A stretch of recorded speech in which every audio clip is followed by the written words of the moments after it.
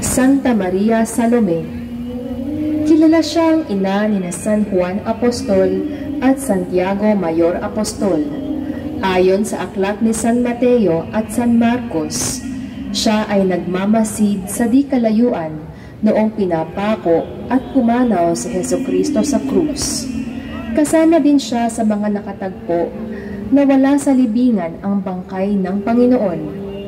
Ayon sa tradisyon, simbolo niya ang insensaryo at kamanyang para pabanguhin ang libingan.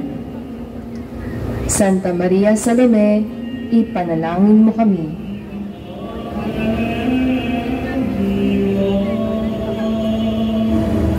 Santa Maria Magdalena, ang isa sa kababaihang disipulo mula sa bayan ng Magdala. Hindi siya ang makasalanang babae na tinangkang batuhin ng mga tao dahil sa kasalanan. Bagkus ay kasama ni Susana at Santa Juana ni Cusa na pinagaling ng Panginoon. Pinalaya sa kanyang katawan ang 7 demonyo. Ayon kay San Juan Apostol, sa kanya unang nagpakita si Jesus ng muling nabuhay. Santa Maria Magdalena, ipanalangin mo kami.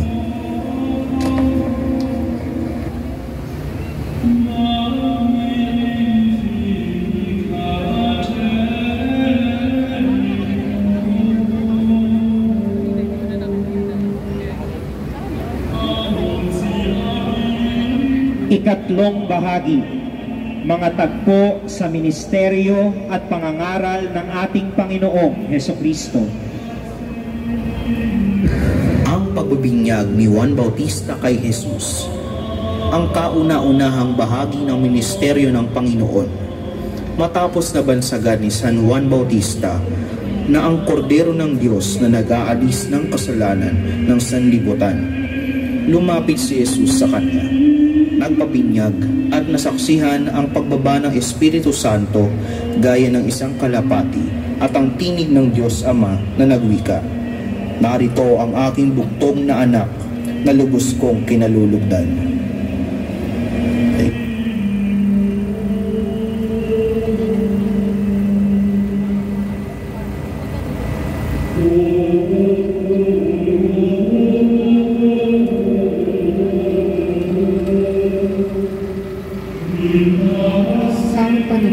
May Jesus.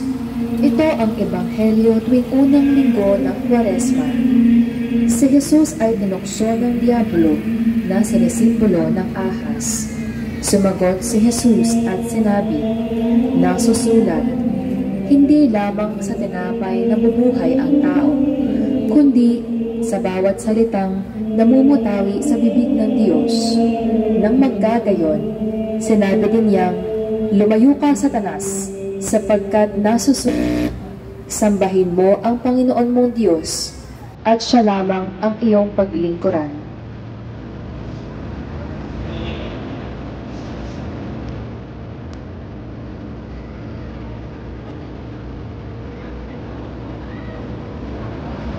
Ang pagtawag ni Jesus kina Felipe at Natanael.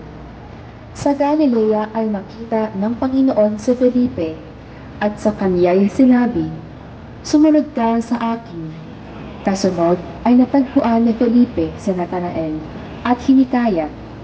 Matapos ay binanggit ni Jesus, "Katotohanang sinasabi ko sa inyo, makikita ninyong bukas ang langit at ang mga anghel ng Diyos na nagmamaghikmanaog sa anak ng tao."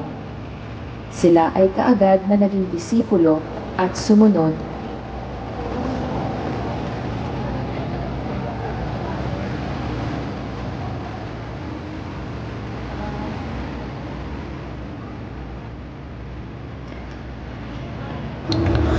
La Vocación, pagtawag ni Jesus kay San Mateo. Habang si Jesus ay naglalakad, nakita niya ang tinatawag na Mateo na nakaupo sa tanggapan ng buwis. Sinabi niya sa kanya, "Sumunod ka sa akin." At siya ay kaagad na tumayo. Ang pakikisalo ay pinuna ng mga Pariseo, kaya sinabi ng Panginoon, "Habag ang ibig ko at hindi handog, sapagkat hindi ako pumarito upang tawagin ang mga matuwid, kundi ang mga makasalanan."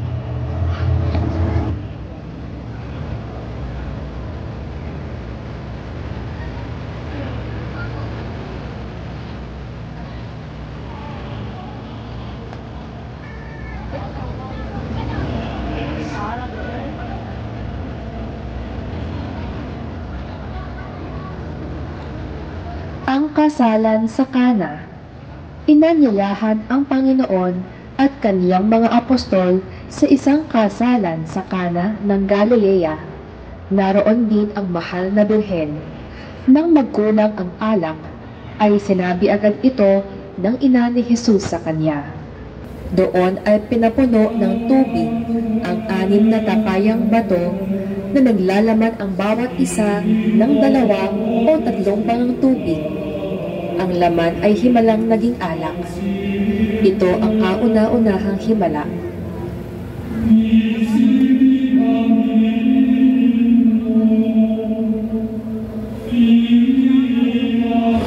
Jesus y Nicodemo, ang lihim na pag-uusap.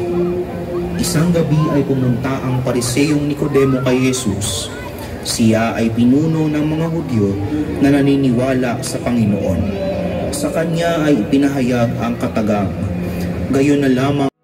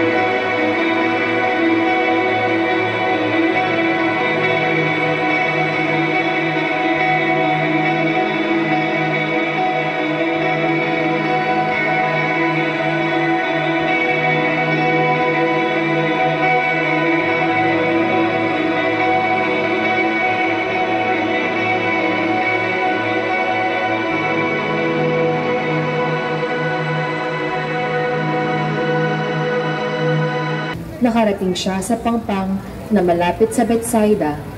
Nakita niya ang maraming tao. Nagsabi ang mga alagad na nagugutom sila. Tangan ang 5 tinapay at 2 isda, ay tumingala ang Panginoon sa langit at binasbasan ang mga iyon. Nakakain ang 5,000 at lumapis pa sa 12 kain ang mga tinapay na hinati.